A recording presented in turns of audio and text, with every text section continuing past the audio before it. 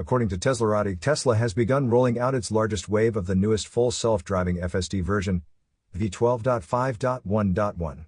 This update is currently available only for vehicles equipped with the latest HW3 computer. Tesla started deploying FSD v12.5.1 last week, focusing initially on Model Y units with HW3. Elon Musk has indicated that the rollout for HW3 equipped cars will begin around Thursday this week. The delay is due to the significant software effort required to optimize and validate the code for HW3 vehicles. Musk mentioned that FSD v12.5 has 5 times as many parameters as v12.4, necessitating extra work to run on HW3. Cybertruck owners can expect to receive FSD v12.5 within 2 to 4 weeks. This version will include several improvements, such as combining highway and city software stacks, allowing drivers to wear sunglasses during hands-free driving, and adding Tesla's actual smart summon feature.